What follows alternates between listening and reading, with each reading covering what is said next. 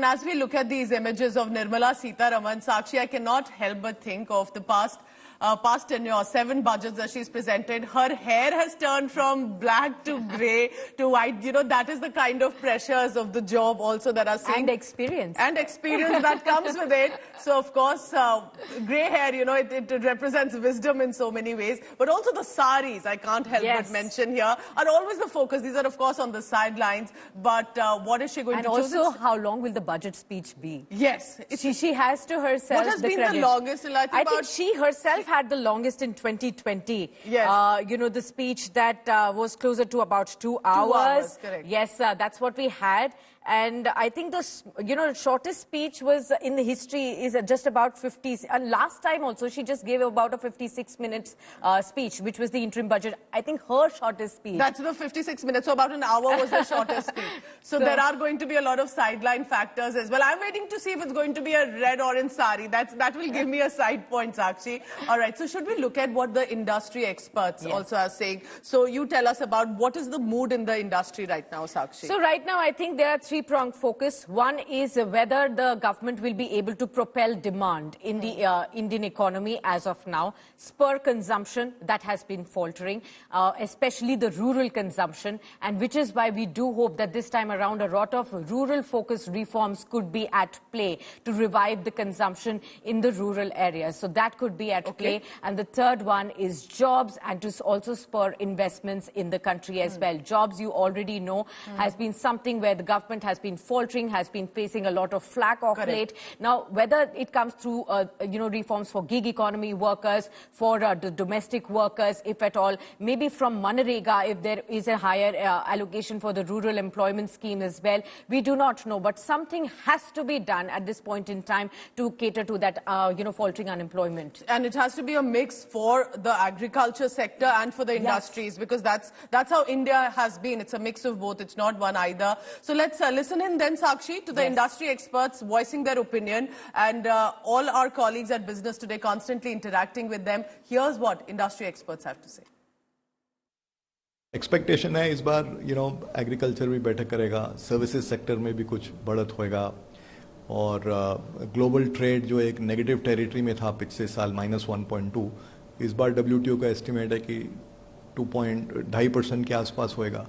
So all these are positives. So इसके कारण और साथ में एक्सपेक्टेशन ये भी है वेरी क्लियरली कि जो एक रिफॉर्म की जर्नी थी, पॉलिसी इंटरवेंशंस जो काफ़ी सालों से हो रहे हैं जिससे बेनिफिट आया है, वो पॉलिसीज नीतियाँ सिर्फ कंटिन्यू नहीं होंगी, मतलब जैसे पब्लिक कैपेक्स वगैरह का, प्लस ऑल्सो नई पॉलिसीज एरिया जहाँ पे रिफॉर्म करना है उस पर और काम होएगा, और जो रिफॉर्म्स हैं कुछ जिसमें next level of important reforms जो हैं उसमें स्टेट्स भी इन्वॉल्व हैं, जैसे एग्रीकल्चर है. इकोनॉमिक सर्वे में भी एग्रीकल्चर के बारे में बात किया था कि हाई ग्रोथ के लिए ऑल्सो इम्पॉर्टेंट है कि एग्रीकल्चर परफॉर्म करे. तो उसमें रिफॉर्म लाने के लिए लेबर हो गया, आपका ये लैंड हो गया, पावर सेक्टर हो गया, तो ये सब रिफॉर्म्स के लिए एक प्लेटफॉर्म बनाया जाए कंसेंसस के लिए, ताकि इनमें भी रिफॉर्म लाया जाए, ताकि ये जो अभी देखिए इस इकोनॉमिक सर्वे से ये भी क्लियरली पता लगता है कि इकोनॉमी में बहुत पॉजिटिव्स हैं.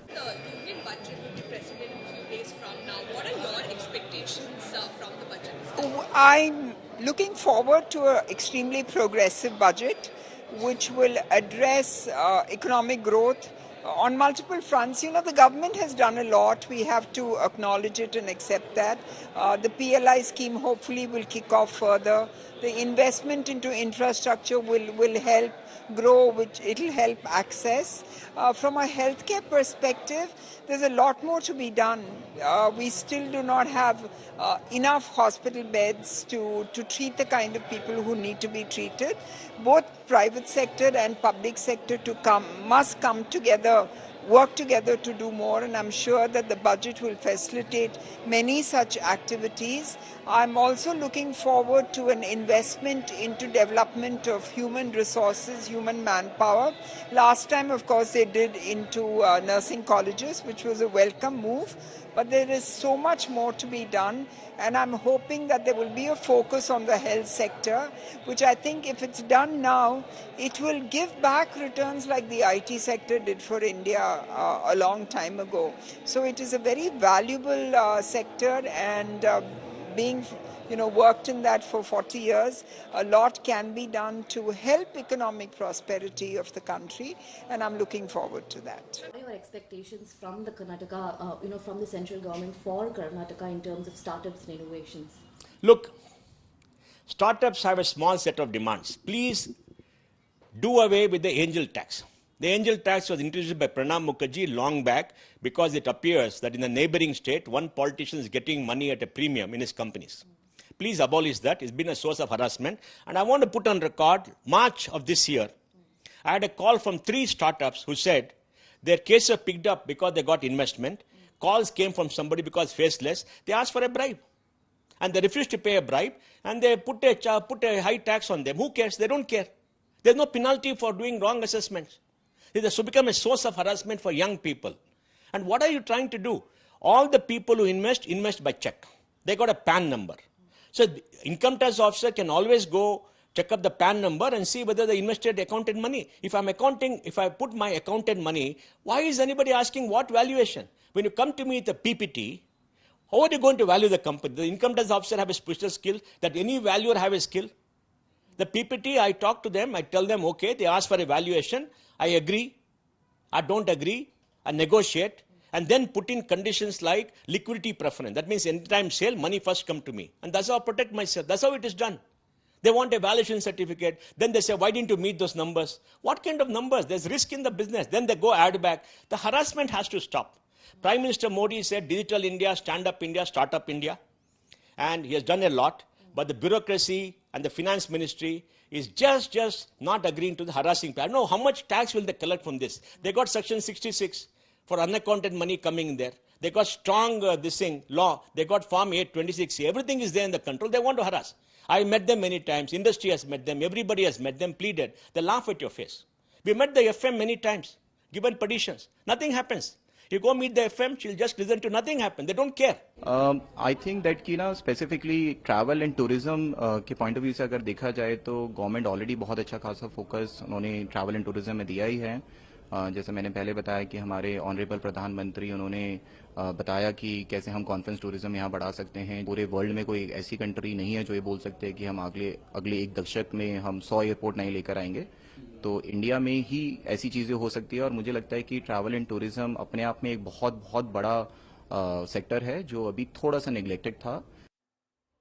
All right, so there you heard it from the industry experts. Big, long list of wish lists and expectations coming in right there. We'll just have to wait by and see how many of those really make it to the final union budget. But there are many key numbers that we will be watching out for from the budget speech. And which are these numbers? I'm going to be highlighting just right here. First up will be the Manrega allocation, which if you see from FY16 onwards, it's been on the rise from 44,000 odd crore rupees. In FY18, it went up to 63,600 crore rupees as well. We also saw, an uptick slightly to about 68.2 thousand crore rupees as well. As far as FY20 is concerned, there was a big spike in FY22 when you saw the number going up to 106,000 crore rupees, but there has been a decline. In FY24, the figure was 82,000 crore rupees, and in FY25, there's an expectation that there'll be a slight jump. Basis on what was allocated on the interim budget front, 86,000 crore rupees is what you can see on Manrega. This will ensure that the per-day wages of the rural employees is heightened at some extent, and of course, rural employment is also increased. But the second important figure will be on the capex front. This government has been very prudent when it comes to a capex-led growth. We have been seeing a bump up as far as the capex allocation is concerned. The capital allocation, which means for roads, highways, that continues to be on a rise. It continues to be breaking records after records in the last 5 years. And now if you see, Some part of it will be allocated to the roads and the highways ministry. We've actually seen a consistent rise in the kilometers of highways that have been constructed over the last few years from FY19 to FY24. You actually see a steady rise in the national highways construction. That is definitely prompting all of us to really understand how the connectivity across India, and that spurs the logistics sector and the overall economic growth with respect to the connectivity is concerned, and of course facilities for you and I as a common person as well. So that will be important to see what booty does the Ministry of Roads and Highways really get. We've been hearing all statements from Nitin Gadkari, who's been talking about how he has been looking at record-breaking speed of highways construction in India. So that is something that we'll be watching out for today. Very interesting, Sakshi, because what you're telling us is also what India truly is about. It is about the agriculture sector. So there will be expectations from the Kisan Samman Nidhi or Prime Minister or PM Kisan Yojana, which possibly will have some announcements. Will there be an increase in some amount for the farmers as well? Because remember, when we talk of agriculture, we talk of youth, women, men, farmers, poor. So it is a combination of many factors. And then there are the highways. You need, with a modern economy, with developing economy that we are, to also have the amenities, facilities, because the tax that we pay, we of course want to see the result on the streets where we drive. All of that will be crucial, and this combination is going to be very interesting. So what does the government have up its alley right now? I'm going across to my colleague Anmol Bali. Anmol Bali is outside MOS Finance, Pankaj Chaudhary's residence. Anmol, it's a big day, a lot of expectations. When are you expecting MOS Finance to leave? What kind of activity right now outside his residence?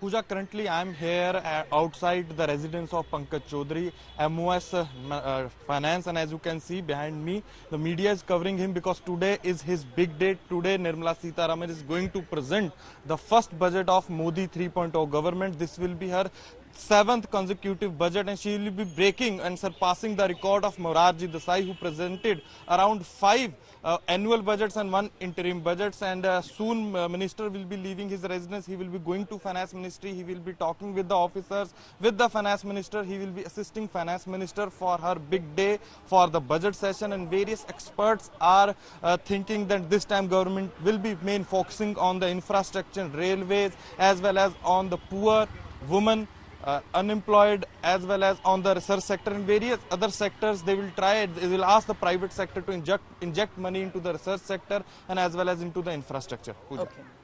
Anmol, keep track of the latest that's coming in, because it's going to be eventually about what our policymakers have decided, and that will then craft the future, isn't it, Sakshi, of the next 5 years at least of the Sarkar, and as much for the nation.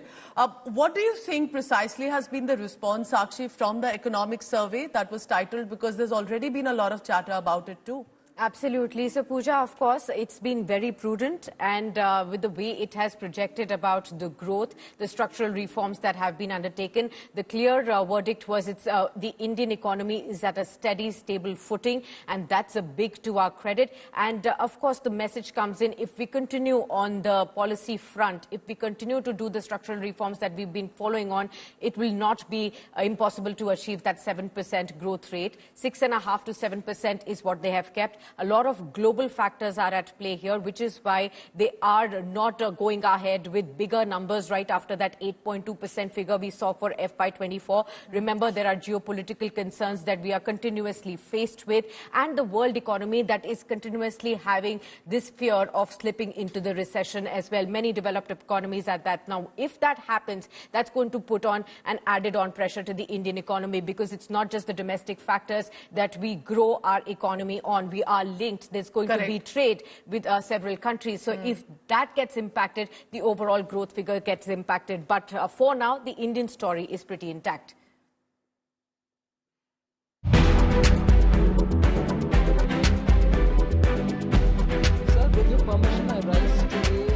Finance Minister Nirmala Sitharaman tabled the economic survey on Monday.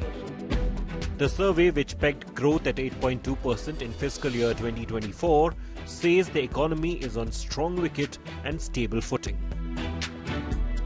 The GDP in financial year 2024 was 20% higher than in financial year 2020, when the pandemic hit, a feat accomplished by only a few countries.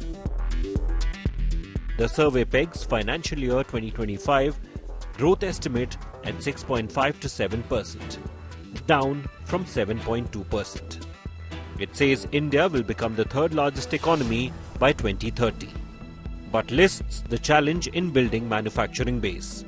The survey says it may not be prudent to think India can take up slack from China vacating certain spaces in manufacturing. The focus should be on bottom-up structural reforms. The survey, while admitting food prices remain high, warns of global challenges ahead. There is global protectionism and a sense of nationalism just in time giving way to the idea of just in case. Security dominates efficiency. Supply security dominates supply efficiencies. And you can see that in the last 3-4 years, protective actions have actually moved up very, very sharply. Trade protective actions.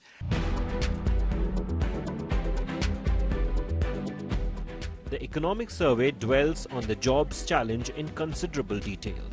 It says 78.51 lakh jobs need to be generated every year in non-farm sector. 65% of India's population is under 35. Only 51.25% of the country's youth is deemed employable. The survey specifically points out that new technologies like artificial intelligence will alter the jobs scenario massively. The impact of AI is still not very well understood across the world.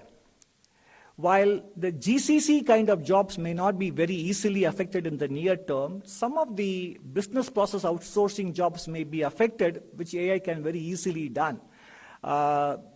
Medical transcript reading, image creation, animation, etc. can be easily taken over. So India may have a slight short-term negative impact followed by a medium-term positive impact.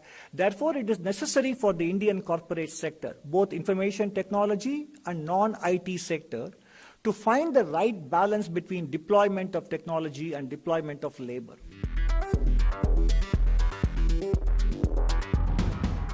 The economic survey prescribes bottom-up structural reforms. These include reducing compliance requirements for small enterprises, reforms in the farm sector, and changes in labor laws. Bureau Report, India Today.